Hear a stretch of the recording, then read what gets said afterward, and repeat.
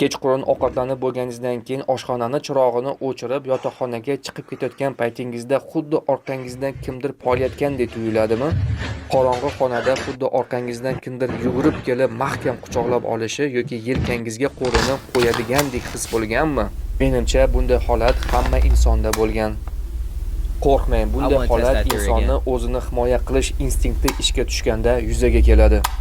Qorong'ida miya ko'z orqali ko'rish qobiliyatini yo'qotadi va miyada qo'rqish markazi, ya'ni amigdalina faollashadi.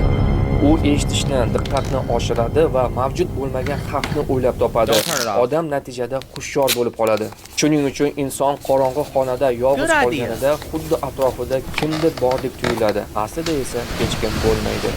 Bu narsaga ilmiy izoh bor. Bu qorong'idan evolyutsion qo'rquv deyiladi. Insonning miyasi qorong'i xonani ehtimoliy xavf deb topadi.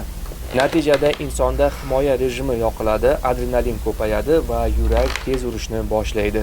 Buni oldini olish mumkin. Buning uchun qorong'i xonani biroz yoritish kerak. Nashnik yoki svetilnikni yoqib qo'ysangiz, xona biroz yorug'lashadi va miya qo'rqishdan to'xtaydi. Chuqur nafas olishga harakat qiling va ovozingizni chiqarib, xonada men yolg'izman, atrofimda hech kim yo'q, shunchaki bu jimjitlik ovozi deb o'zingizga o'zingiz gapiring.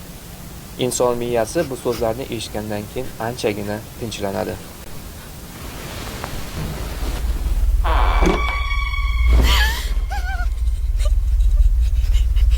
Oh, you better use that light.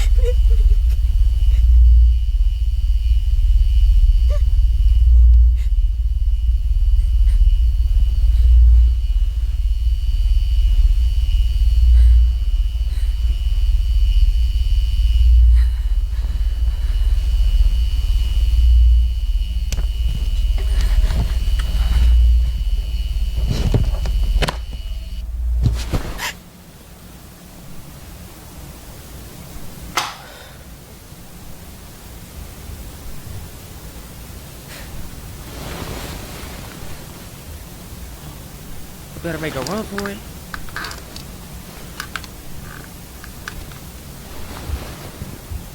Yeah, I'm breaking the fourth wall, chat.